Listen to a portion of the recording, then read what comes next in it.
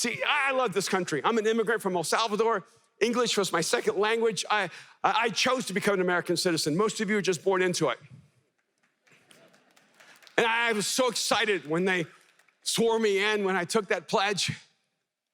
But our country is perhaps the greatest historical experiment on human independence and individualism that humanity's ever known. This is a nation built on the idea that you're not really who you should be until you don't need anyone. And so we have this undercurrent that Frank Sinatra gave us, I did it my way. Or this Texas mentality, I pulled myself up by my own bootstraps. What does that mean? That's not even physically possible. But it's this mindset that says, it's just about me. And we've translated that even into our spiritual relationship. We say, it's just me and God. It's me and God. I have my own relationship with God. I have my own understanding with God. Me and God, we know, we jive. And a lot of people say, no, I want God, but I don't want the church. I don't want those people. Just me and God. Me, God, in the trees. Me, God, in the ocean. But the problem is when you think that you're actually connecting deeply with God, when it's just you and God, it's actually just you. Because it tells us here that the fullness that God promises us, the fullness of him who fills everything in every way, only happens when it's in the context of his community, in the context of his people, in the context of the church. So I live in Hollywood, right in the middle of the epicenter of human narcissism, where everyone thinks they're the best. They got all that. They don't need anyone. And let me tell you, all those people who come to LA going, I don't need anyone, they're so broken, they desperately need someone. And one of the most difficult things is to convince someone that the fullness that God has for us is actually given to us, through us. See, the beautiful thing about this is this. Everything God wants to do in your life, he wants to do in the context of other people, in the context of community, in the context of the church. But on the flip side, this is what I love about the church. Everything God wants to do for the world, he wants to do in the context of us serving the world.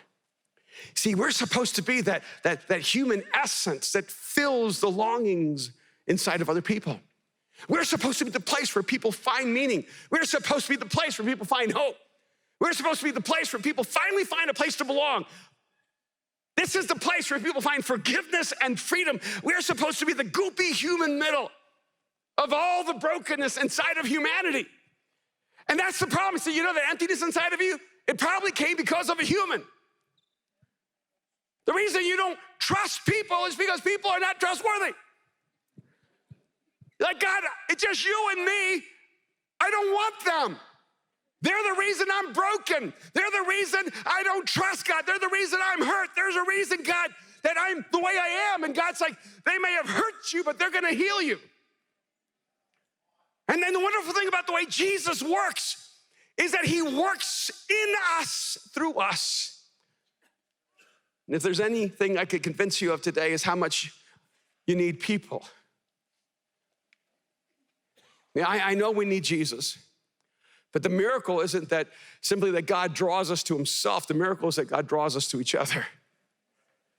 So how do we live in this fullness? How do we live fully alive? Well, it's a prayer, actually. Go up to verse 18. He says, I pray that the eyes of your heart may be enlightened in order that you may know. So he's saying, look, you can be fully alive, but you're gonna have to see life in a new way. I need the eyes of your heart enlightened. I need you to see what no one else can see so that you can know what is critical to be fully alive.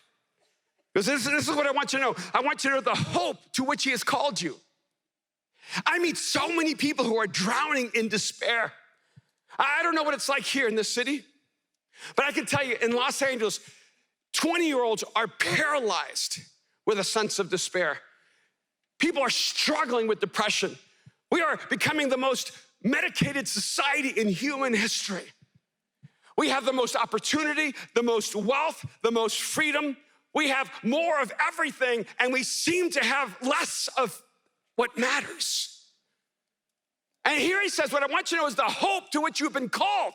See, I think a lot of us, we want the hope of God, but we do not want the call of God. But I want you to realize is that the hope of God is only found inside of the call.